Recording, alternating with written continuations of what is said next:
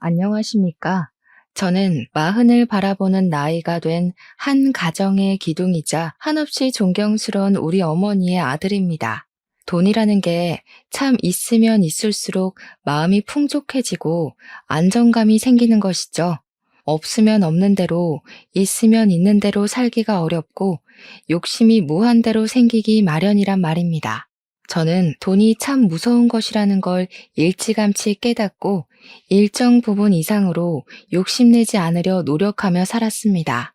돈이 풍족해지거나 모자라게 되면 사람이 순식간에 변한다는 것을 어렸을 때부터 우리 가족의 모습을 보고 알게 되었죠.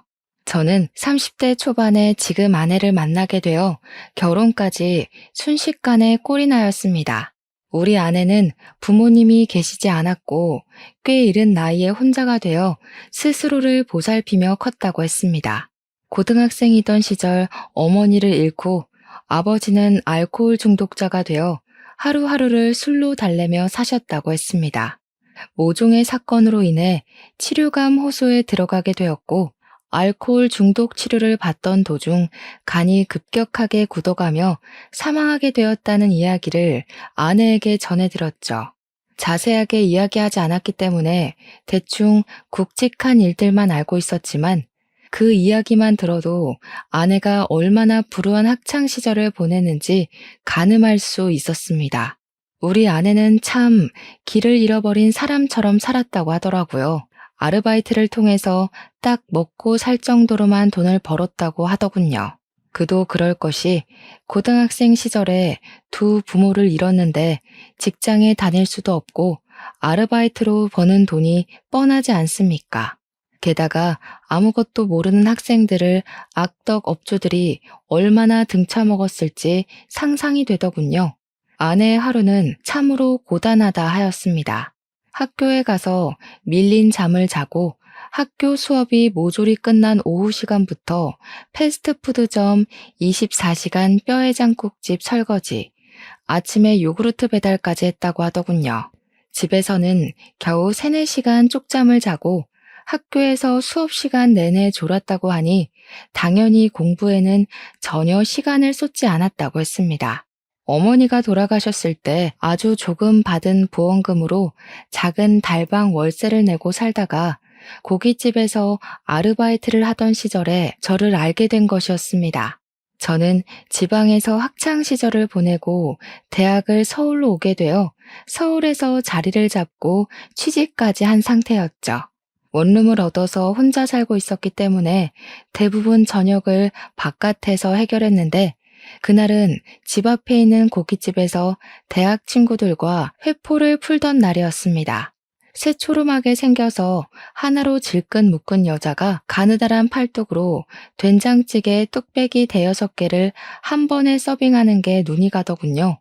그러던 어느 날 같은 원룸에 살고 있는지 몰랐던 아내가 퇴근하고 집에 돌아오는 저랑 현관 입구 앞에서 딱 부딪히게 된 겁니다. 아내의 얼굴이 사색이 되어 있고 시퍼렇게 질려서 덜덜 떠는 걸 보고는 이거 보통 일이 아니구나 싶어서 아내를 붙잡았죠. 도둑이라도 들었냐, 나쁜 일이라도 당한 거냐, 경찰에 신고를 해줄까 하면서 괜찮으니까 말해보라고 덜덜 떠는 아내를 안고 달래주었습니다. 밀어낼 법도 한데 정신이 오죽 없었는지 제가 끌어안고 있는데도 벌벌 떨면서 집에라는 말만 반복하더라고요. 집에 도둑이 있냐고 마침 현관 입구 앞에 놓인 장우산이 보이길래 우산을 들고 몇 호로 가면 되냐고 비장하게 물었죠. 그러자 아내가 하는 말이 도둑이 아니라 바퀴벌레가 집에서 나왔다고 하는 겁니다. 순간 허탈한 마음도 잠시 웃음이 피식 나오더군요. 저한테 얼마나 컸는지 아냐며 잡아달라고 애원을 하길래 알겠다고 아내의 집으로 가게 되었습니다. 아니나 다를까 반지하층에 살고 있었던 아내의 집에 가끔 벌레가 기어들어온다고 하더라고요. 그때까지만 해도 아내가 돈이 없어서 반지하에 살고 있다는 생각을 전혀 못했던지라 부모님께 말씀드려서 위층으로 이사를 가라고 해버렸죠. 아내는 멋쩍게 웃으면서 그냥 벌레나 잡고 가달라고 하더라고요. 사색이 되었던 아내 얼굴이 눈에 밟히기도 했고 그 뒤로도 몇 번이나 아내의 집에 찾아가 벌레를 잡아주었습니다. 저한테 매번 이러는 건 아니라며 크고 날개가 달린 것들은 도저히 무서워서 죽일 수가 없다고 하더라고요. 벌레는 끔찍하게 싫다고 진저리를 치는데 그 모습이 귀여워서 큰 벌레가 나오면 언제든지 잡아주겠다고 연락하라고 휴대폰 번호도 알려주었습니다. 아내는 고맙다고 나중에 고깃집에 놀러 오면 된장찌개를 서비스로 주겠다고 이야기를 하더라고요. 여름에는 아무래도 창문을 열어두는 경우가 있으니까 벌레가 들어오기 더 쉬울 것 같아서 창틀에 약도 다 뿌려주고 했습니다. 아내랑 저는 벌레를 통해 친해지게 되었고 그 후로도 종종 아내가 아르바이트하는 고깃집에 가서 밥을 먹었습니다.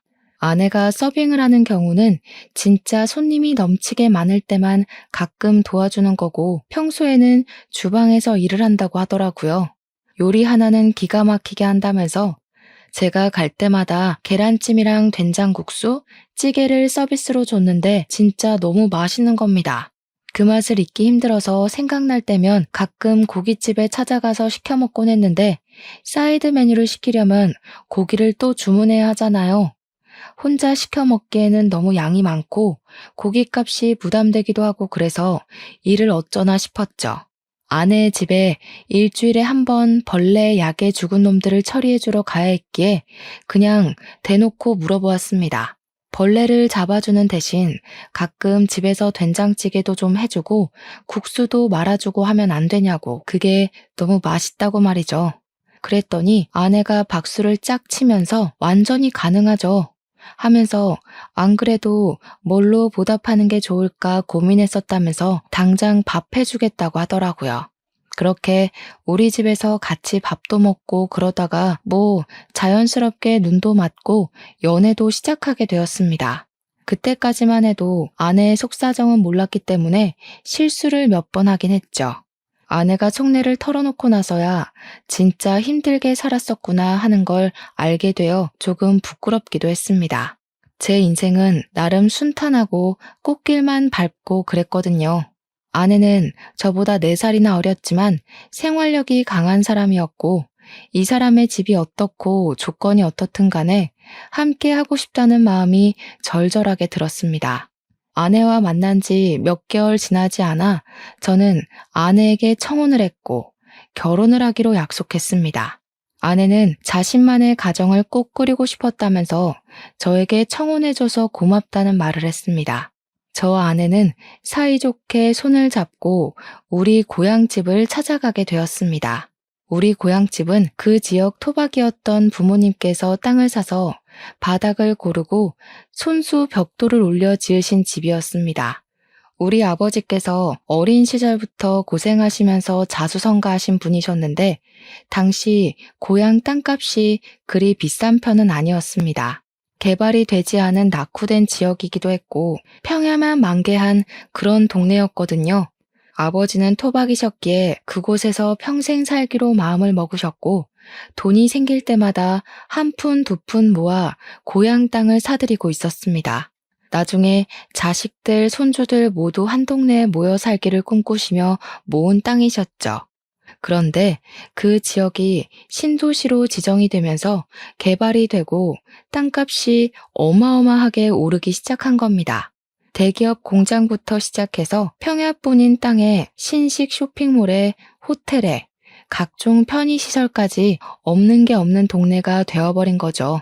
당연히 그 일대 땅을 가지고 있던 아버지는 떼부자가 되었고 고향에 상가 건물을 2채나 올리게 되었습니다. 이제 결혼해서 손주들만 떡하니 안겨주면 된다고 말씀하시던 아버지께 제가 만나는 아가씨를 데리고 가겠다고 하니 아주 난리가 난 거죠. 저희 어머니는 상다리 부러지게 음식도 직접 하시고 아버지는 터미널까지 외제차를 직접 끌고 나오셨고요.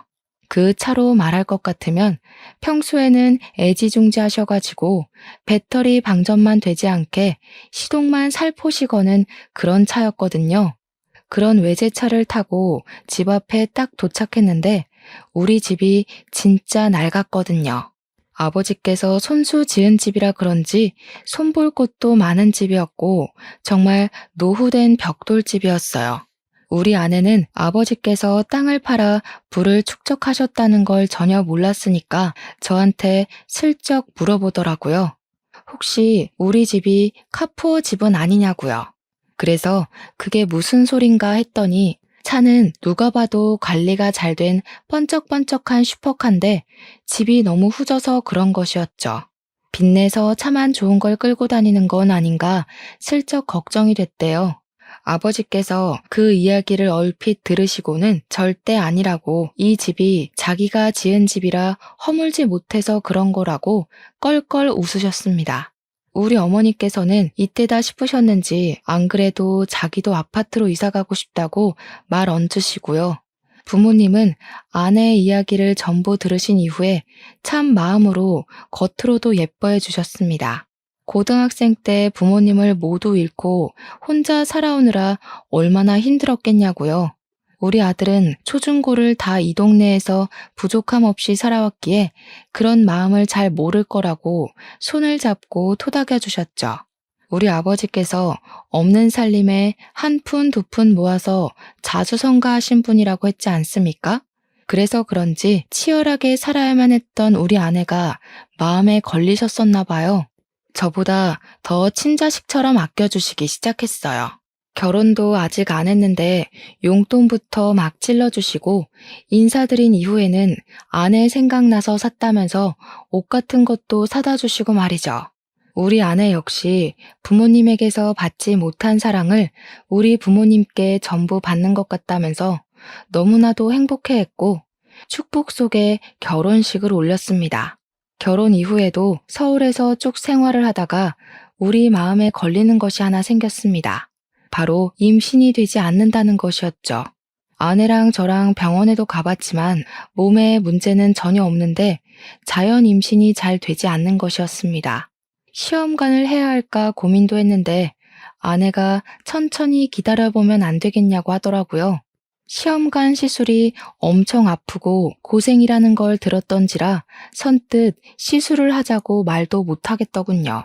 어머니께서는 애가 왜 안 들어설까 하고 걱정도 하시고 은근히 손주 보고 싶다고 보채기도 하셨지만 그때마다 아버지께서 어머니를 말리셨습니다. 어련히 아이들도 계획이 있고 노력하고 있지 않겠냐고 스트레스 주면 더 나쁘다고 하시면서 말이죠. 그렇게 서울과 고향집을 왔다 갔다 하면서 지내던 도중에 제가 다니던 회사가 외국계 회사로 인수가 되면서 제 자리가 위태위태해졌습니다. 한순간에 경영진이 물갈이 되면서 구조 조정이 시작되었고 희망 퇴직자를 조사하기 시작했습니다. 저는 고민을 하다가 윗선에서 그동안의 실적이 부족했던 것을 걸고 넘어지길래 권고사직이구나 싶어서 희망퇴직을 신청하게 되었습니다. 갑자기 백수가 되어버리고 나서 저와 아내는 앞으로의 생활을 어떻게 해야 할지 몰라 무기력해졌습니다. 그 소식을 들은 아버지께서는 저에게 고향에 내려와 본인이 관리하던 건물 관리를 해보는 게 어떻겠냐고 권유를 하셨습니다. 서울 물가를 감당하는 것도 힘들긴 했고 아내도 부모님 곁에서 살아보는 게 어떻겠냐고 하더라고요. 저는 결국 그 권유를 받아들이기로 했고 바로 짐을 싸서 고향으로 내려가게 되었습니다. 아버지께서 애지중지하시며 관리하던 건물을 제가 이어받게 되었습니다. 그렇게 서서히 서울을 떠나 신도시 생활에 적응해 가던 어느 날 믿고 싶지 않은 일이 벌어졌습니다. 바로 저희 아버지께서 갑자기 쓰러지시게 된 거죠. 뇌경색으로 쓰러지신 아버지는 눈조차도 제대로 뜨지 못하고 사람도 전혀 알아보지 못하시고 내내 누워만 있게 되었습니다. 아버지께서 쓰러지셨다는 소식에 하이에나 같은 먼 친척들이란 사람들은 병원으로 찾아와서 아버지께서 일궈낸 불을 나눠 갖기 원하셨습니다. 우리 어머니를 보채서 콩고물을 조금이라도 나눠 먹길 바라셨죠. 가족끼리 서로 돕고 살아야 하는 것 아니냐. 건물도 있고 땅도 있다던데 조금만 나눠달라고 소란을 일으키는데 정말 정신이 없더라고요. 우리 아내가 화가 나서 지금 아버님이 누워서 사경을 헤매고 있는데 여기 와서 그딴 소리 하고 싶냐고 전부 쫓아냈습니다. 그러더니 하루라도 빨리 변호사를 선임해서 유산 정리부터 하는 게 좋겠다고 저에게 이야기를 하더군요. 이렇게 내버려 두다가는 먼 친척들이라는 사람들이 핏줄 운운하면서 다 털어가게 생겼다고 하는데 뭔가 좀 그렇더라고요. 저는 아버지가 쓰러지셨다는 슬픔에 젖어서 아무것도 하지 못하고 넋을 놓고 있는데 아내가 너무 이성적으로 대처를 해서 놀랐다고나 할까요? 사람을 전혀 알아보지 못하셨던 아버지는 간간히 의식이 돌아오시기도 했습니다. 그 타이밍을 노리고 있다가 아버지가 온전하실 때마다 유산 상속에 관한 이야기를 나누었고 상속에 관한 마무리를 지을 수 있었습니다. 어머니께서는 정말 독하다면서 아버지께서 돌아가신 것도 아닌데 이렇게까지 해야 하는 거냐고 핀잔을 주시고 너무하다 말씀하셨습니다. 저도 아버지의 정신이 온전할 때 추억을 더 나누지 못함이 죄스러워 고개를 숙이고 있는데 우리 아내가 어머니께 한 소리를 딱 하더군요. 이러다가 친척들이 자기 지분 타령하면서 들고 일어나면 어쩌려고 이렇게 안일하게 대처할 수 있냐고 법적으로 테두리를 둘러야 할 것 아니냐고 하더군요. 강경한 말투로 딱 잘라서 어머님, 이게 다 우리 좋자고 하는 일이잖아요 하는데 어머니께서도 조금 놀라시더라고요. 그리고 아버지가 쓰러지신 지 6개월이 지나 결국 병환이 깊어져 긴 영면에 잠기셨습니다. 저랑 어머니는 엉엉 울면서 아버지의 죽음을 받아들이지 못하고 있는데 우리 아내가 자꾸 장례식장 밖으로 나돌기 시작하더군요. 손님이 오시면 가족들이 전부 인사를 해야 하는데 아내가 자꾸 자리를 비우더라고요. 어디 갔나 찾아보면 장례식장 밖에 쪼그려 앉아있고 커피 자판기 앞에 앉아있고 말이죠. 처음은 아버지와 사이가 좋았으니까 상심이 커서 그런 거구나 하고 이해하려고 했는데 시간이 지날수록 아내는 이해가 되지 않는 행동만 했습니다. 3일 내내 밖에서 얼쩡거리고 손님이 와도 시큰둥하고 장례식장 안으로 들어오려고 하지도 않은 채 표정은 점점 나빠지고 말이죠. 우리 아내한테 처음으로 실망도 하고 속도 많이 상하고 그랬습니다. 그렇게 장례를 치르고 난 다음에 다시 한번 우리 가족의 속이 뒤집히는 일이 일어났습니다. 바로 상속세에 관한 문제였습니다. 저랑 아내, 우리 어머니까지도 가진 돈이 별로 없었거든요. 전부 아버지의 재산이었고 아버지께서 그리 갑자기 돌아가실지 몰랐기에 재산을 분산시키지도 않았고요. 근데 모든 재산을 제가 상속을 받게 되면서 상속세를 내야 하는데 현금이 전혀 없었던 겁니다. 결국 아버지의 건물 한 채를 금매로 팔아야만 세금을 낼 수 있다는 걸 알고 그 건물을 팔아버렸죠. 그 돈에서도 상속세가 지불되면서 남는 게 별로 없게 된 겁니다. 결국 추가로 대출까지 받아서 세금을 물어야 했습니다. 거기에 종부세까지 턱하니 겹쳐지니까 정말 정신이 없더라고요. 그런 와중에 우리 아내가 그러더군요. 건물 1층 세입자 계약이 끝나가는데 그 자리에서 자기가 장사를 하면 안 되겠냐고요. 저랑 어머니는 그런 아내를 당연히 말렸죠. 그 자리가 제일 돈이 되는 자리인데 거기에 아내가 가게를 내게 되면 고정적인 월세가 사라지는 거나 다름없었으니까요. 그리고 가게를 해서 잘 꾸릴 수 있다는 보장도 없지 않냐고. 아내에게 그건 아닌 것 같다고 했더니 아내가 저한테 씩씩거리면서 화를 내더라고요.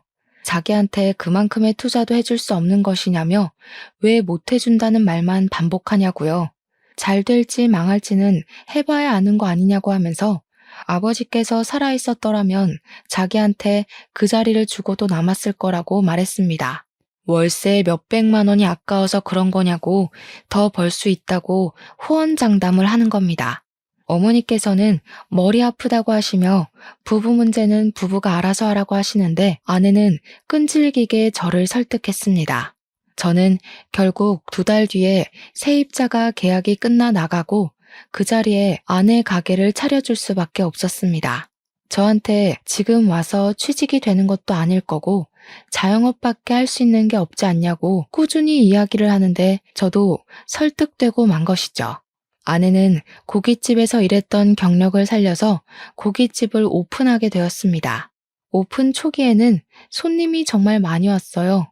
우리 아내 음식 솜씨가 정말 좋기도 했고, 반찬들이나 사이드 음식들이 맛있어서 그런지 사람들이 점심에도 점심 메뉴를 먹으러 찾아왔었죠. 문제는 저희가 재료 단가에 눈퉁이 맞고 있었던 겁니다. 저렴한 고기를 웃돈 주고 사고 있었던 거죠. 그렇게 몇 개월의 시행착오를 거친 뒤에서야 겨우겨우 자리를 잡았습니다. 고깃집을 하려면 가장 중요한 반찬이 뭔지 아십니까? 된장찌개? 열무국수? 김치? 전혀 아닙니다. 바로 파절이입니다. 나머지는 완제품을 팔기도 하고 도매상에게 조달받아서 하면 되는데 파절이는 그게 아니거든요. 우리 부부는 파절이에 나오는 파채만 도매상에게 공급받고 있었는데 하필 그 업체에 문제가 생기고 만 것이죠. 그래서 파채를 받아올 수가 없게 되어서 일일이 파를 채칼로 썰어야 하는 일이 벌어지게 된 것입니다. 저랑 아내랑 둘이 아무리 썰어대도 시간이 너무 오래 걸리고 하루빨리 파채 공급을 알아봐야겠다고 생각한 찰나 신도시에 대기업 공장들이 많이 들어왔다고 했었잖아요. 거기 중 한 곳에 이력서를 넣어두었는데 최종 합격했다고 연락이 딱 온 겁니다. 저는 당장 출근을 해야 하지, 일손은 모자라지, 아내는 결국 어머니에게 도움을 요청할 수밖에 없었죠. 아버지와 사별하고 기운이 없었던 어머니께서는 고민 끝에 일손을 도와주기로 하셨습니다. 저야 어찌 보면 너무나도 감사한 일이었죠.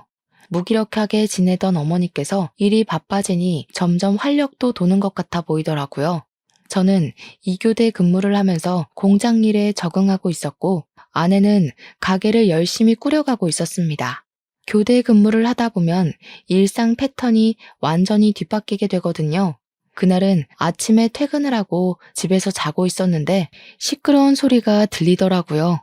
뭔 일인가 싶어서 잠결에 귀를 쫑긋하니 어머니와 아내가 싸우고 있는 게 아니겠습니까? 저는 자다 깨서 거실에 나가 무슨 일이냐고 물어보았습니다. 그러니까 우리 어머니께서 하는 말이 더는 일 못 도와주겠다면서 직원을 구하라고 하시는 겁니다. 우리 아내는 갑자기 이렇게 일을 못하겠다 하시는 게 어디 있냐, 새 사람 구할 때까지만이라도 일을 도와달라고 하고 있었죠. 어머니께서는 어이없어 하시며 말을 하셨습니다. 내가 무슨 돈을 받는 것도 아니고 이런 무료 봉사 더는 못하겠다. 사람이 어떻게 그리 속물일 수가 있어? 내가 살다 이런 애는 또 처음 본다. 하루 종일 파채 써느라 눈도 맵고 손끝까지 매워서 저리기까지 하는데 월급도 제대로 안 주는 게 말이니? 어머님, 가족끼리 무슨 월급을 받으면서 일을 한다고 그러시는 거예요. 파채 써는 일만 아니면 사람 쓸 일도 없어요. 가게 사정 다 아시면서 돈 하는 게 너무 하시는 거죠. 제가 하루빨리 업체랑 계약해서 조달받던가 해야지. 왜 갑자기 파채들이 품절 현상이고 이러는 건지 정말. 저는 아무리 그래도 우리 어머니에게 월급은 제대로 주면서 일을 시키는 줄 알았단 말이죠. 무슨 일이냐고 자세하게 말을 해보라고 하기도 전에 줄줄 이야기를 하는데 머리가 어지러울 정도였습니다. 제가 가만히 있자 어머니께서도 씩씩거리면서 그게 다가 아니잖아 하면서 말을 이어나가시더군요. 그게 전부면 말을 안 해. 밑반찬 만들어야 한다고 김치 담가, 샐러드 만들어 파채 썰어. 서빙까지 하는데 월급을 안 줬잖니. 일손 모자란다고 옆집 아줌마까지 끌어들여 놓고는 일당으로 3만 원 덜렁 주는 게 맞다고 생각하니 정말? 내가 옆집 아줌마 얼굴 보는 게 부끄러워서 고개를 못 들고 다녀. 제가 놀라서 아내에게 진짜냐고 물어보니 아내가 저를 표독스러운 얼굴로 바라보면서 말하더라고요. 그럼 어떡해? 가게 유지하는 비용이 한두 푼인 줄 알아? 우리도 먹고 살려면 인건비를 아껴야 한단 말이야. 그리고 5시간 설렁설렁 일하고 일당 3만 원 받으면 괜찮은 거 아닌가요? 아내의 계산법이 참으로 이상하다는 생각이 들었습니다. 최저시급이라는 게 존재하는 시대에 5시간에 3만 원이면 말이 안 되는 금액인 거죠. 거기다가 고깃집 일이라는 게 조금 힘든 것도 아니고 얼마나 노동인지 다들 아시지 않습니까? 저처럼 남자가 일하는 것도 힘에 부치는 일인데 아내에게 돈 가지고 짜게 구는 건 너무하다고 이야기를 했습니다. 그러니까 아내가 억울해하면서 집안을 위해 하는 일인데 자기한테만 뭐라고 한다면서 너무한 것 아니냐고 항변을 하더라고요. 저는 꿋꿋하게 살얼음판인 집안 분위기를 견뎌내며 출근을 했고 어머니께서는 다툼 이후에 고깃집으로 출근하는 것을 그만두셨습니다.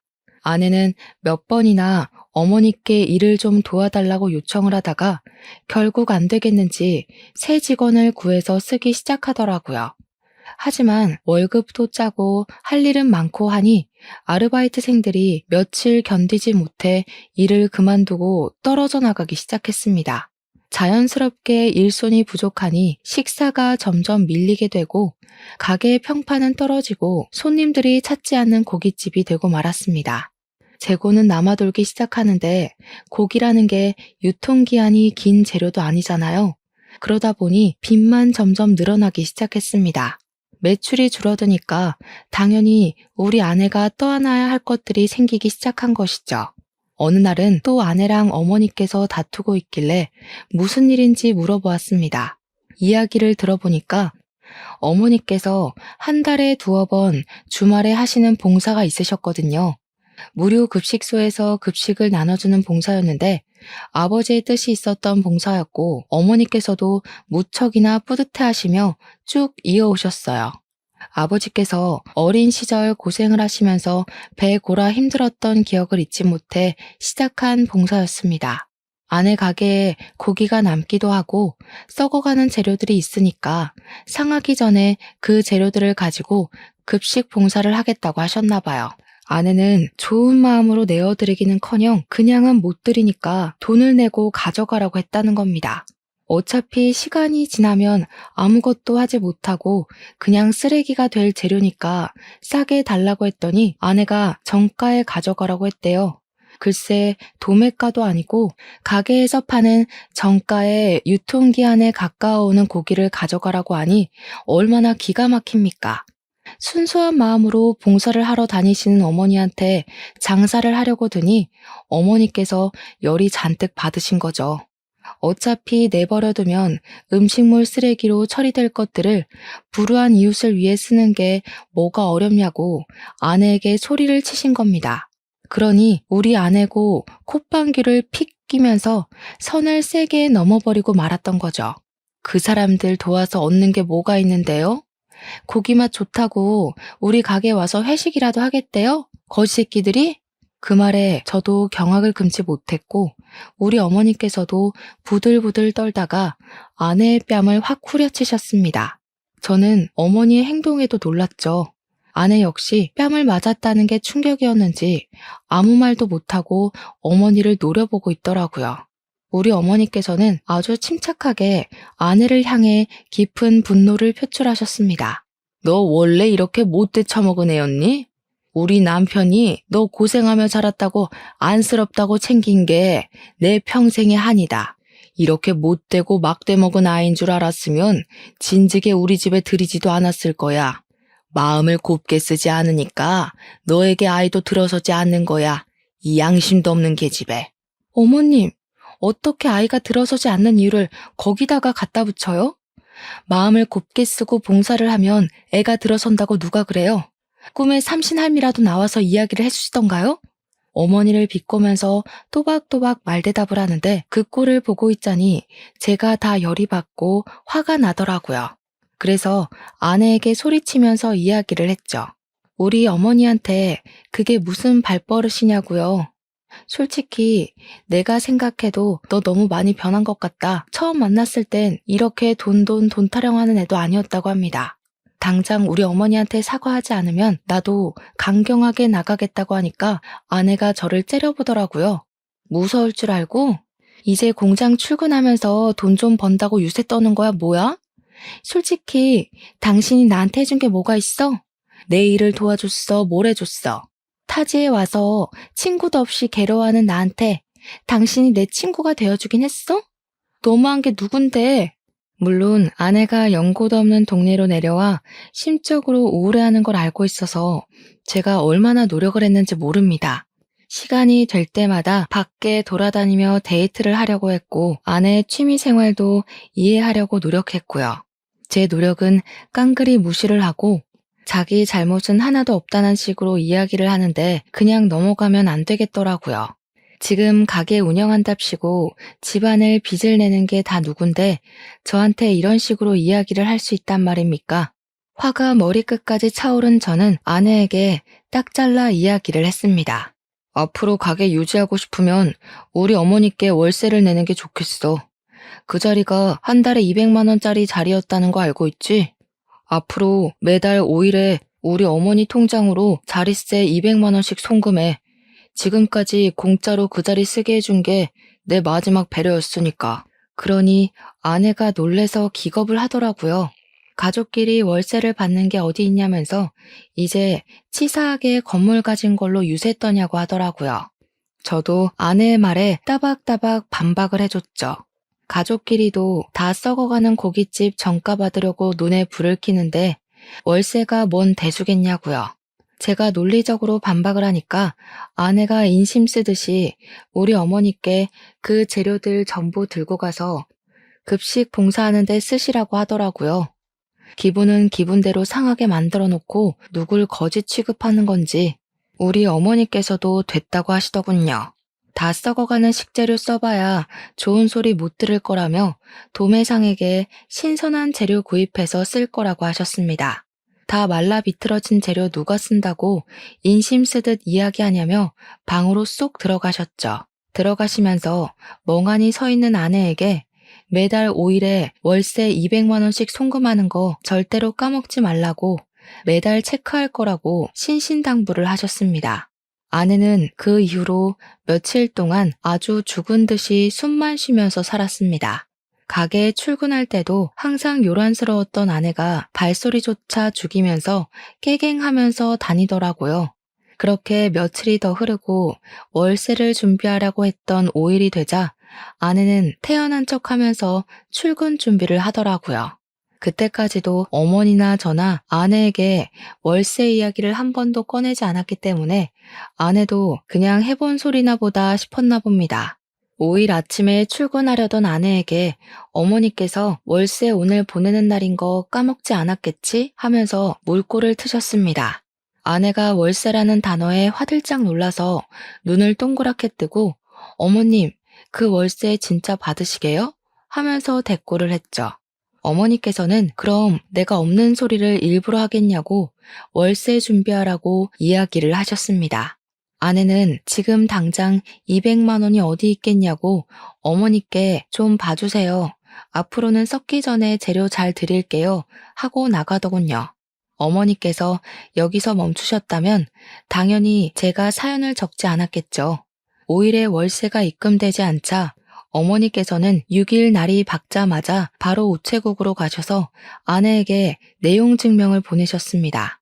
저도 어머니께서 그렇게까지 하실 줄은 상상도 못했지만 아내가 너무 경우 없이 굴었던 그날이 생각나서 잠자코 있었죠.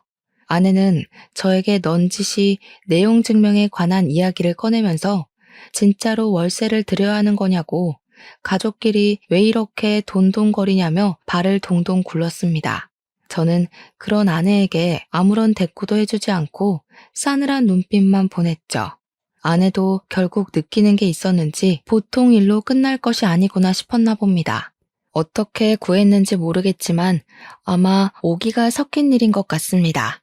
200만 원을 어머니께 월세라고 떡하니 드리더군요. 일부러 저와 어머니 보라는 듯이 빳빳한 현금으로 인출해서 200만 원을 드리는 게 아니겠습니까? 어머니께서는 굳이 보여주기 식으로 이런 짓 하지 말고 편하게 계좌로 이체하라고 일침을 놓으셨습니다. 하지만 파리만 윙윙 날리는 가게에서 매달 월세 200만 원을 어떻게 마련할 수 있겠습니까? 첫 달, 두 달은 호승심에 고개 빳빳이 들고 다니더니 3개월째 되는 날부터는 눈밑이 퀭해져 가지고는 어머니 방문 앞에서 전전긍긍 하더라고요. 퇴근하고 돌아온 저를 보더니 눈물을 찔끔 흘리면서 매달 월세 200만 원은 너무한 것 같다고 하더라고요. 자기가 잘못했다면서 이러다가 빚만 늘어나게 생겼다고 한 달에 가게 순이익이 200만 원이 안 되는데 어떻게 월세를 감당하냐고 하더라고요. 말을 하면서 감정이 확 올라왔는지 나중에는 엉엉 울면서 자기 대출 받아서 월세 내고 있는데 이자가 눈덩이라고 하는 겁니다. 한 번만 용서해달라고 어머니 방문 앞에서 막 두들기며 우는데 우리 어머니께서 인상을 팍 쓰시면서 나오셨죠. 월세 내라고 한 거 물을 마음 없다고 괘씸해서 이대로는 못 넘어간다고 엄포를 놓으셨습니다. 그동안 며느리랍시고 좋은 마음에 도와주고 해줬더니 당연한 줄 안다면서 저런 마음을 먹고 사는 애는 며느리라고 생각하고 싶지도 않다고 하셨죠. 아내는 손이 발이 되게 빌면서 뭐든 다 하겠다고 가게도 접으라면 접겠다고 눈덩이처럼 불어나는 이자가 무섭다고 했습니다. 시키는 대로 다 할 테니까 빚만 좀 갚게 도와달라고 하는데 솔직히 저도 제 아내인지라 마음이 편치 않더라고요. 제가 이도저도 못하고 있으니까 어머니께서 한숨을 푹 내쉬셨습니다. 그동안 당한 게 있어서 억울해서라도 여기서 멈추면 안 되는 건데 앞으로 시키는 거 다 하겠다고 했으니까 고민을 좀 해보겠다고요. 그러니 아내가 그동안 밀린 대금에 직원 월급도 줘야 하는데 밀려 있다고 하더라고요. 그 정도로 가게 장사가 안 되고 있었는지는 미처 몰랐던 터라 저도 좀 미안한 마음이 들었습니다. 제가 취직이 안 되던 시절에 아내가 고깃집으로 생활비를 벌어왔던 것도 그랬고 돈돈거리기 전에는 가족들에게 참 잘했던 아내였으니까요. 어머니께서는 가게를 정리하라고 하셨고 아내는 아무 말도 하지 않고 고개를 끄덕였습니다. 그리고 가게를 정리한 다음 주말에 급식 봉사를 같이 나가자고 하셨습니다.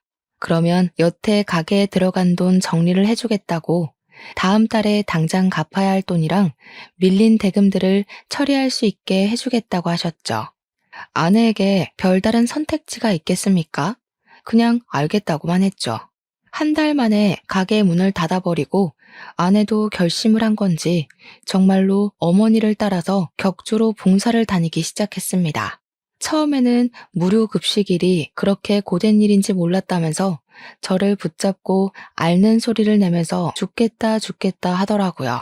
저도 몇 번 아버지 따라서 해봤는데 수백 명의 급식을 준비하는 일이 쉬울 리 있겠습니까? 아내에게 버텨내야 하는 수밖에 없다고 했죠. 처음에는 죽겠다고 하던 아내가 점점 요령이 생기고 재미가 붙었나 보더라고요. 봉사하면서 뿌듯한 마음이 든다면서 격주로 가던 봉사를 기다리고 있더군요. 우리 아내 음식 솜씨가 좋아서 그런지 주변 칭찬도 자자하고 메뉴 정하는 것부터 자기가 만든 음식을 먹고 행복해하는 사람들을 볼 때마다 반성이 되더라고 하더이다. 그러면서 저에게 어머니와 오해를 풀고 싶다고 이야기를 나누자고 먼저 요청을 하더라고요.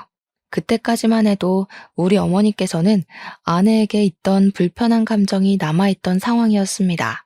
아버지의 장례식장에서의 일도 그렇고 돈에 환장했던 아내에게 실망을 깊게 한 탓이었죠. 자리를 마련하긴 했지만 쉽게 입을 열지 못하던 아내는 소주 한 잔을 입에 털어놓고 본인의 이야기를 하기 시작했습니다. 저와 어머니는 이내 경악을 하고 말았습니다. 아내는 어릴 때 알코올 중독자인 장인 밑에서 갖은 피해를 받으면서 자랐다고 하더군요. 장모는 이혼도 못하고 어린 아내만 데리고 야밤에 도망을 쳐 서울 구석진 곳에 자리를 잡고 살았다 했습니다. 그러던 도중 장모가 암에 걸리게 되면서 치료도 제대로 받지 못한 채 돌아가시게 되었는데 그 사실을 어떻게 알았는지 장인어른이 장모의 장례식장에 찾아와 행패를 부렸다고 했죠. 조문만 하고 돌아갈 줄 알았던 장인은 술을 처먹고 와서 장례식장에서 난동을 부렸고 어디서 가져왔는지 모를 강목을 휘둘렀다고 하더군요.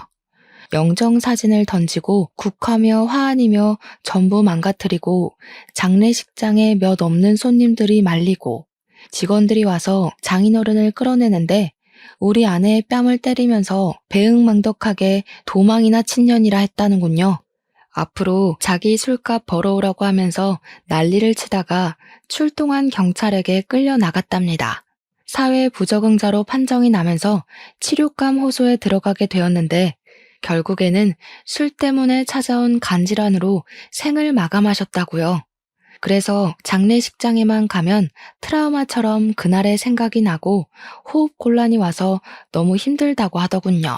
우리 아버지 장례식장에서도 그 때문에 자리를 지키지 못했다고, 싫어서 그런 것도 배은망덕해서 그런 것도 아니라고 했습니다. 장례식장에 가서 흰 국화 다발들만 봐도 숨이 가빠온다고 하는 겁니다. 울면서 그 이야기를 하는데 우리 어머니께서 아무 소리도 못 하시더라고요. 저는 아내의 손을 꼭 잡아줬어요.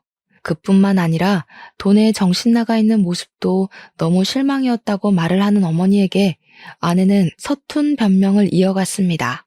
장모가 돌아가시고 아내가 보험금을 수령했는데 장인이 법적 배우자로 남아있어서 그 보험금의 90%를 빼앗겼다고 하더군요. 항상 공포의 대상이던 장인이 그 돈을 들고 가서는 치료를 받으면서도 술을 찾고 노름에 빠졌다고. 심지어 장모의 보험금을 가져가고 장인도 간이 나빠져서 돌아가셨잖아요. 근데 자식인 자신한테 재산이 상속되지 않았다고 했어요. 알고 보니 장인에게는 내연녀가 있었고 그 둘 사이에 자식도 있었다는 겁니다. 내연녀랑 낳은 아이에게로 모든 상속인이 설정되어 있었고 나중에서야 그 사실을 알고 호적을 떼어보니 모르는 애가 동생으로 들어와 있었다고 하더군요. 그렇게 아내는 빈털터리가 되었던 겁니다. 그러면서 아내는 돈을 뺏기지 말아야겠다 하며 살았는데 먼 친척이라는 놈들이 나타나서 아버지 재산을 욕심내니까 힘없이 돈을 빼앗겼던 과거의 자신과 겹쳐 보였다고 하더군요. 어머니께서는 아내의 이야기를 듣고 욕을 내뱉으셨습니다. 아내는 자기가 상처가 있어서 그랬던 거라고 잘못했다고 용서해달라고 울었어요. 봉사를 하고 지내면서 자기도 마음을 다시 먹게 됐다고 했습니다. 이제 가진 것에 충실하게 살면서 욕심도 부리지 않을 거라고요.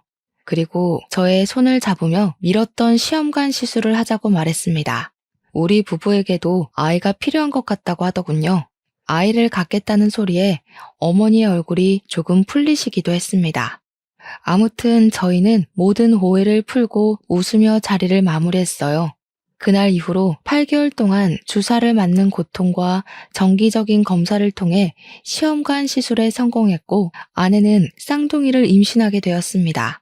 아이를 가졌다는 소식에 남아있던 모든 앙금을 털어낸 어머니는 아내를 다시 보살피기 시작하셨죠.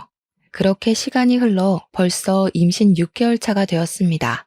쌍둥이라서 임신 8개월쯤 되면 수술을 통해 출산을 하자고 하셔서 2달간 열심히 먹고 놀고 할 예정입니다.